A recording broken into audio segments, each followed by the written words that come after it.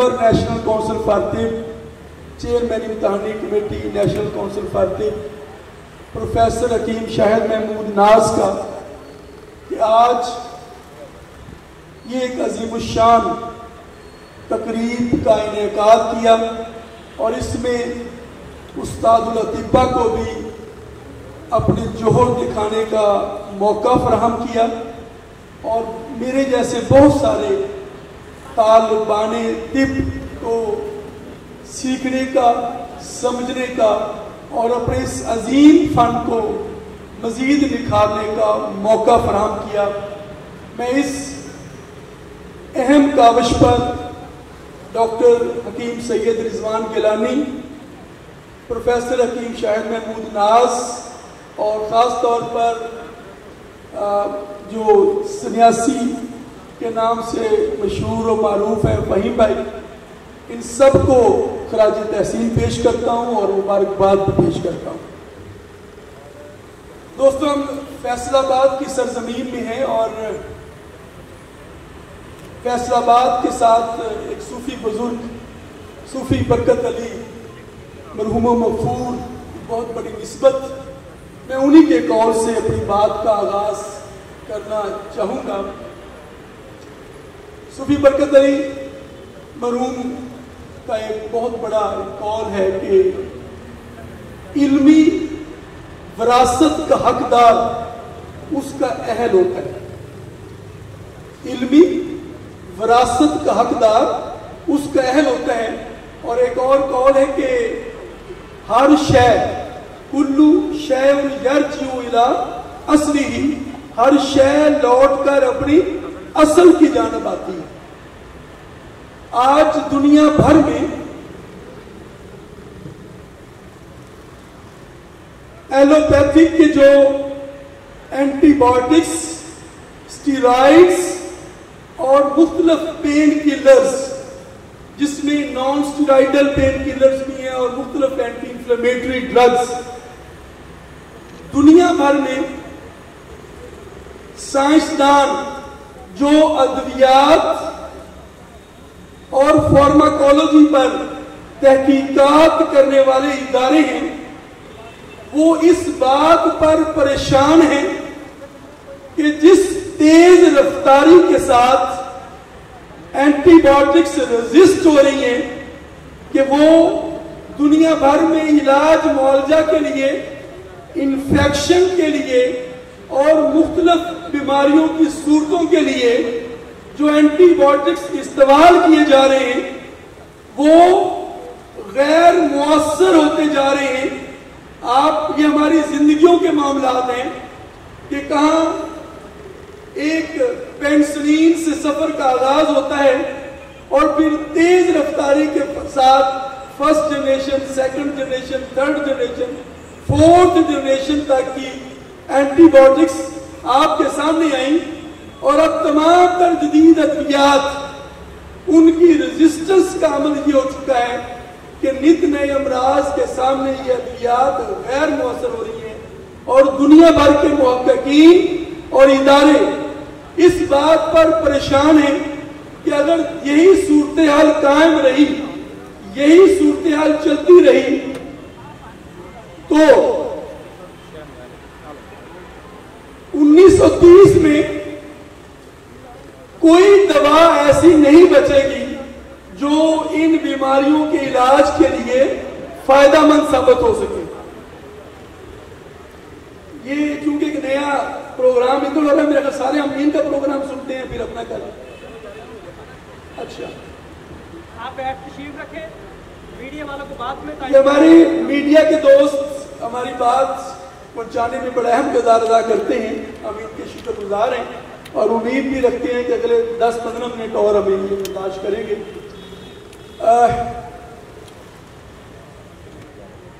جس انداز میں یہ ادویات ریزسٹ ہو رہی ہیں یا ختم ہو رہی ہیں یا یہ بیماریوں کے خلاف ان کا اثر ختم ہوتا جا رہا ہے تو 2030 تک ادارے پریشان ہیں کہ کیا ہوگا، اور ایک بار پھر قدرتی ادویات کی طرف رجوع بڑھ رہا ہے دنیا بھر میں۔ اس وقت دنیا بھر کے ادارے یہ بات کرتے نظر آ رہے ہیں کہ اگر ہم نے اس چیلنج کا مقابلہ کرنا ہے تو ہمیں نیچرل میڈیسن کی طرف رجوع کرنا ہوگا، اور دنیا بھر کے 65% سے زائد تحقیقاتی ادارے ان کی تحقیقات کا اولین جو انتخاب ہے وہ یہ قدرتی ادویات ہو چکی ہیں، اور اس ضمن میں اس صورتحال میں ہماری ذمہ داری اور زیادہ بڑھ جاتی ہے کہ ہم جس طرح استاد الاطباء پروفیسر حکیم منصور عزیز فرما رہے تھے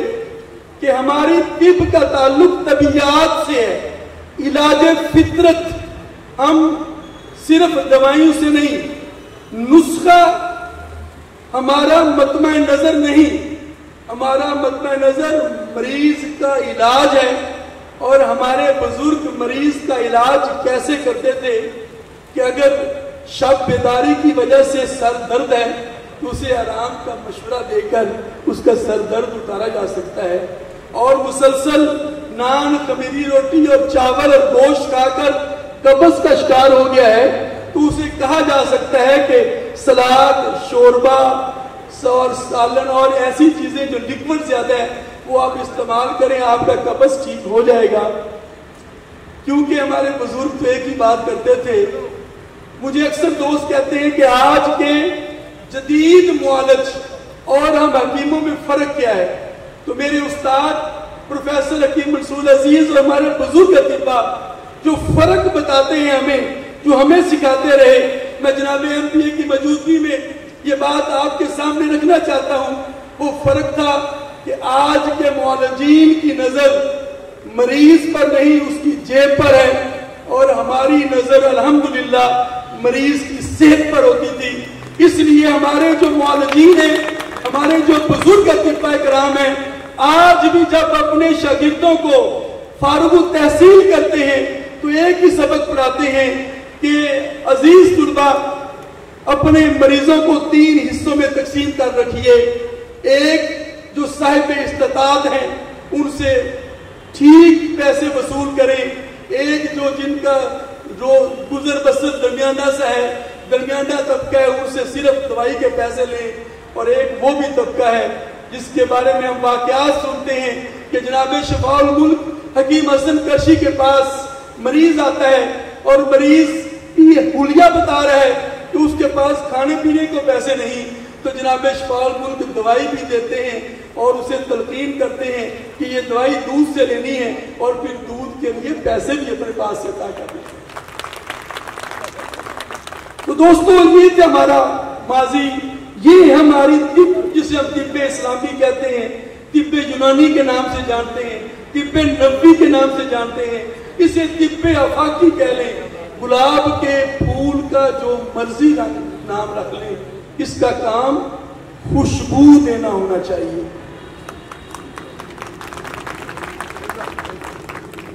یہ رضوان گیلانی اور فہیم بھائی نے جو سفر کا آغاز کیا ہے، میں بڑے فخر کے ساتھ، بڑے اطمینان کے ساتھ یہ کریڈٹ بھی اپنے کھاتے میں ڈالتا ہوں۔ یہ آپ دیکھیے، ابھی فہیم بھائی میرے کان میں بات کر رہے تھے، ایک سوال انہوں نے رکھا کہ ریگولیٹرز ادارے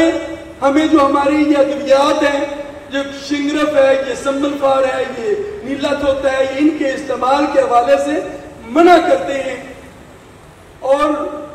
اگر یہ ہمیں استعمال کی اجازت نہیں جو اس کے اصل حقدار ہیں، تو پھر یہ ایلوپیتھک میں کیوں استعمال ہوتے ہیں؟ یہی فہیم بھائی یہی سوال ہے۔ تو اس سوال کا جواب دوستو، پہلی بات تو یہ ہے کہ میں اکثر ایک بات کرتا ہوں، ہم 2 حدوں میں رہتے ہیں، ہم یا بالکل اس حد پہ ہیں یا اس حد پہ ہیں۔ ہمارا دین کیا کہتا ہے کہ درمیانہ رستہ اختیار کرنا۔ یہ سب چیزیں، یہ سب محفلیں، یہ سب ادارے،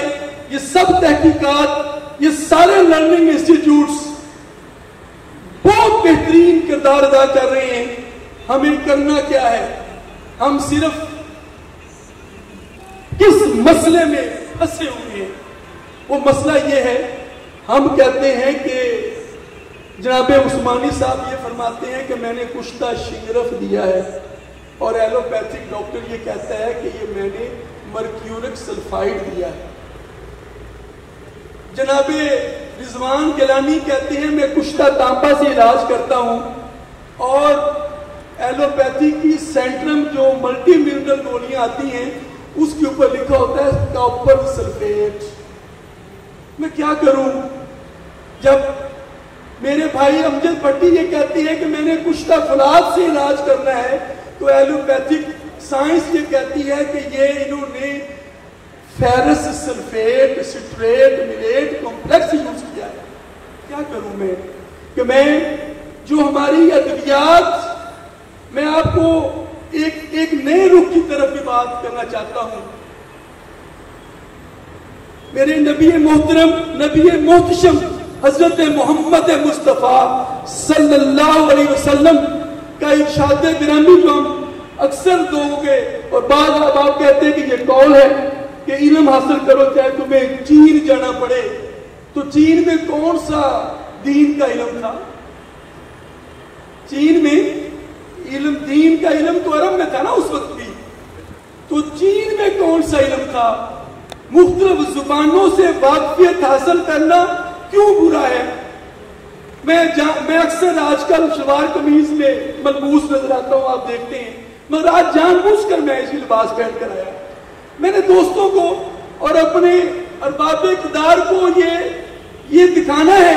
کہ ہم جدت کے خلاف نہیں ہیں، ہم کاپر سلفیٹ بھی جانتے ہیں، ہم زنک سٹریٹ بھی جانتے ہیں، ہم آئرن سٹریٹ کمپلیکس، جو سارے کمپاؤنڈز ہیں جو آپ کی ایلوپیتھک ادویات میں شفا بخشی کا وسیلہ قرار پائے ہیں، ہمارے یہاں دوستو آپ کشتہ جسم بناتے ہیں۔ اگر ہم یہ جو آج کل لیبورٹری سکیل پر کشتہ جسم تیار کیا جاتا ہے، وہ ڈائریکٹ کسی ایسڈ کے ساتھ ریئیکشن کروا کر وہ زنک سٹریٹ بنا دیا، سمپل ایک کمپاؤنڈ سے ریئیکشن کرایا، یا زنک نائٹریٹ بنا دیا، یا زنک آکسائڈ بنا دیا، جو آپ بازار سے لیتے ہیں بنا بنایا، وہ جو میڈیکل سٹور سے مل جاتا ہے یا مختلف کیمیکل سٹور سے مل جاتا ہے، وہ یا آپ کو زنک سٹریٹ ملتا ہے، یا زنک نائٹریٹ ملتا ہے، یا زنک آکسائڈ ملتا ہے۔ میں آپ کو بتاؤں جو آپ بناتے ہیں وہ کیا ہوتا ہے؟ کبھی غور کیا ہے دوستو؟ کبھی غور کیا ہے؟ جو آپ کشتہ جسم بناتے ہیں وہ کیا ہوتا ہے؟ آپ فرض کیا مختلف چیزوں کی آپ جڑی بوٹیوں کے ساتھ ریئیکشن کرواتے ہیں، میں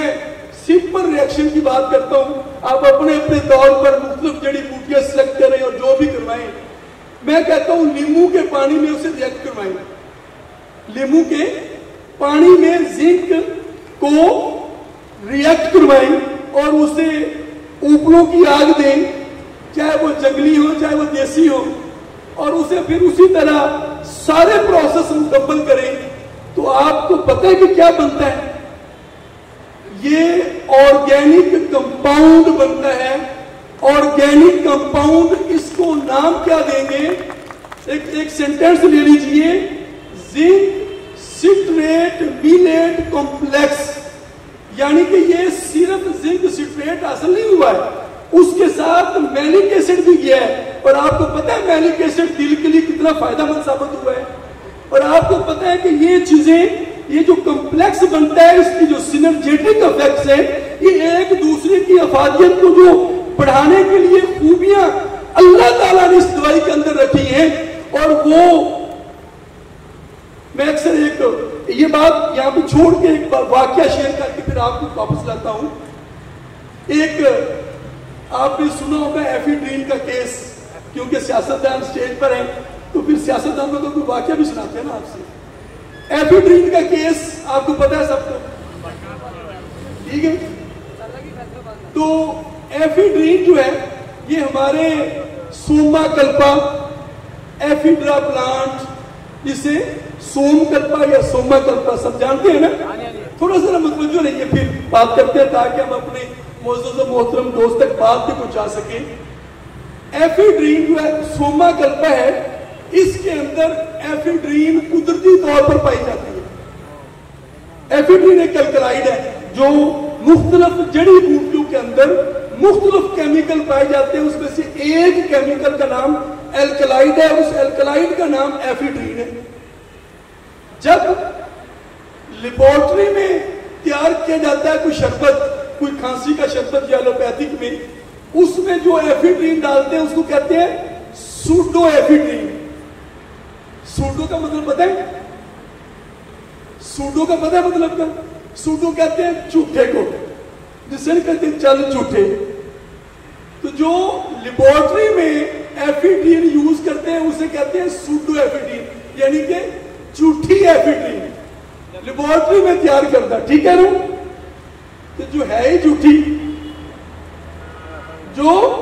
है ही झूठी, उसने करना क्या है? उसने आपको नशे पे लगाना है, उसने आपकी दिल की रगों को खोल देना है, ब्रोंको डायलेशन कर देनी है, मुस्तकिल आपको दिल का मरीज बना देना है। आप एस्थमा की दवाई इस्तेमाल कर रहे हैं, आप सांस की तंगी की दवाई इस्तेमाल कर रहे हैं, मगर जो सिरप जिसमें सूडो एफिड्रीन डाला हुआ है उसकी वजह से आप दिल के मरीज बन गए, उसकी वजह से रगें फैल गई हैं, उसकी वजह से आपका